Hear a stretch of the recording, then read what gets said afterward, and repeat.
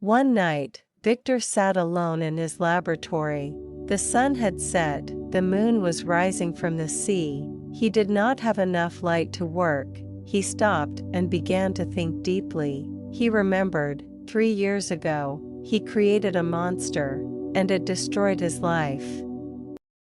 Victor thinks about the new creature he is making. He becomes afraid. What if she is more evil than the first monster? What if she refuses to obey? What if they hate each other? Even worse, they might have children. A whole race of monsters could destroy humans. Victor realizes, I made a terrible promise. Suddenly, Victor looks up. The monster is at the window, smiling in a scary way, watching him, waiting for him to finish the work. The monster had followed him everywhere. Victor becomes angry and afraid. He makes a big decision. He destroys the new creature, tears it apart, refuses to continue. The monster sees everything. He screams in rage and disappears. Later that night, the monster comes inside. He says, "You broke your promise. I suffered so much. And you destroyed my hope." Victor answers, "I will never make another monster like you." The monster becomes very dangerous. He says, "I am powerful. I will make your life miserable. I will take your happiness away." Then he gives a warning, "I will be with you on your wedding night." Victor tries to catch him, but the monster escapes in a boat. Soon, he disappears into the dark sea. Victor is left alone again. He thinks the monster will kill him on his wedding night. He worries about Elizabeth. He fears she will suffer. For the first time in a long time, Victor cries. Morning comes. Victor walks by the sea. He feels calmer but also empty. He thinks about his future. He knows, if he returns danger. If he stays loneliness, he feels trapped between both. Victor sits by the sea, eating simple food. A fishing boat arrives and gives him letters. One letter is from Geneva. One is from Henry Clovel. Henry asks him to come meet him at Perth. This makes Victor feel a little alive again. He decides to leave the island in 2 days. Victor must enter his laboratory again. Inside, he sees pieces of the destroyed creature, a horrible and disturbing scene. He feels sick and afraid. He collects his tools, the remains of the creature. He plans to throw everything into the sea at night. Victor falls asleep in the boat. When he wakes up, the wind is strong, the sea is dangerous, he is far from land, he cannot control the boat. He fears dying of hunger and thirst, being lost forever in the ocean. Victor becomes very afraid. He thinks the monster has already destroyed his life. He may die alone at sea. He remembers Elizabeth, his father, Henry. He feels deep sadness and hopelessness. After many hours, Victor sees land. He feels sudden joy and relief. He cries because he is happy to survive. He uses part of his clothes as a sail and moves toward the land. Victor reaches a small town. People gather around him. They look suspicious and angry. He asks, "Where am I?" A man replies rudely, "You will know soon." The people do not trust him. A man tells Victor, "You must come with us to see a magistrate." Victor asks why. The answer shocks him. A man was murdered last night, and Victor must explain himself. Victor is shocked, but calm. He knows he is innocent. He follows them, but something terrible is about to happen. Victor is taken to a magistrate named Mr. Kerwin. He is calm but serious. He listens to witnesses. Several men come forward to tell what happened. A fisherman explains. He and his family were fishing at night. He fell on something in the dark. It was a dead body they found. A young man, not wet, not drowned, still warm. He was killed. There were finger marks on his neck, strangled. When Victor hears about the marks on the neck, he remembers his brother's murder. His body shakes, he feels weak, he becomes very nervous. The magistrate starts to suspect him. Witnesses say they saw a boat near the shore. Only one man was inside. It looked like Victor's boat.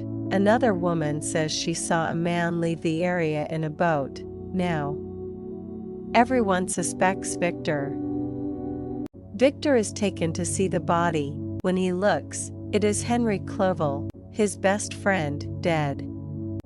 Murdered, Victor screams and collapses. Victor becomes very sick. For 2 months, he has a fever, he talks wildly, he says he is guilty, he imagines the monster attacking him, hands around his neck, he suffers deeply. When he wakes up, he is in prison, weak and confused, surrounded by guards. Slowly, he remembers everything, and feels deep pain. A nurse takes care of him, but she is cold, unkind, without sympathy. She even says, "You will be hanged."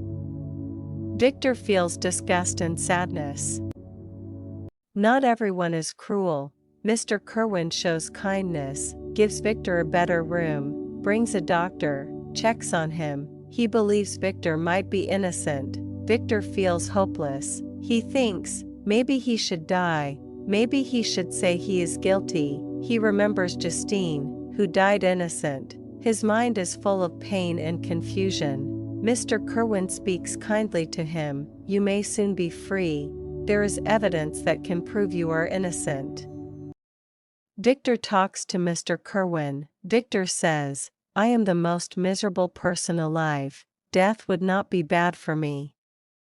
Mr. Kerwin explains, Victor came to the shore by accident. He was suddenly accused of murder. He saw his dead friend immediately. It was a terrible situation.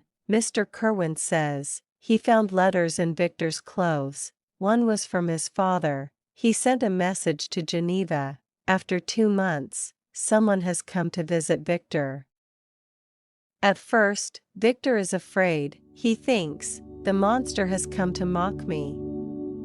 But then, Mr. Kerwin says, "It is your father." Victor suddenly changes. From fear to happiness, he feels relief. Victor's father enters. Victor asks, "Are you safe? Is Elizabeth safe?" His father says, "Everyone is safe." Victor feels comfort for the first time. When Clovel's name is mentioned, Victor becomes very upset. He says, a terrible destiny is following him. He wishes he had died with Henry. He cries deeply. Victor slowly gets better. His father stays with him. Mr. Kerwin protects him. His health improves, but inside, he is still broken. After 3 months in prison, evidence shows Victor was on the Orkney Islands. He is proven innocent. He is finally freed. His father is very happy, but Victor is not. Victor feels no happiness. Life feels poisoned. He sees only darkness. Sometimes he imagines Henry's dead face, the monster's eyes watching him. He is haunted all the time. Victor and his father leave Ireland. They sail away at night. Victor watches the stars. He feels a small relief. He hopes to return to Geneva. Victor takes medicine to sleep, but his dreams are terrible. He feels the monster choking him. He hears screams. Even sleep gives him no peace. His father wakes him up. They arrive at Holyhead. Victor and his father decide not to go to London again. Victor feels scared and sad because London reminds him of Henry Clovel, who died. Instead, they travel across the country to another place, then go to France. Victor is still very sad and full of guilt. He tells his father something shocking. He says he is the reason that Justine Moritz, William Frankenstein, and Henry died, but his father thinks Victor is confused or sick, not telling the truth. Victor does not explain about the monster, because he is afraid people will think he is crazy. What happens next? They arrive in France, first in Havre, then go to Paris. Victor slowly becomes calmer, but still very sad inside. Victor remembers the monster's terrible warning, "I will be with you on your wedding night." This thought fills him with fear. He believes that on his wedding night, a deadly fight will happen. If the monster kills him, he will finally be free from pain. If he wins, he will still suffer from guilt and sadness. Victor loves Elizabeth deeply, but he feels cursed. He thinks even happiness cannot save him. He writes a loving letter to Elizabeth, but hides a dark secret. He promises to tell her everything after the wedding. Victor returns home. Both he and Elizabeth look weak and unhappy. Victor's mind is unstable, sometimes angry, sometimes depressed. Elizabeth tries to calm him and support him. Victor agrees to marry her, even though he feels something terrible will happen. As the wedding day gets closer, Victor hides his fear behind a smile. He prepares for danger and carries weapons. Everyone else is happy, but he feels doomed. Elizabeth also feels a strange fear, like something bad is coming. They travel by boat after the wedding. The lake is beautiful, the mountains are calm and majestic, everything looks peaceful, for a short time.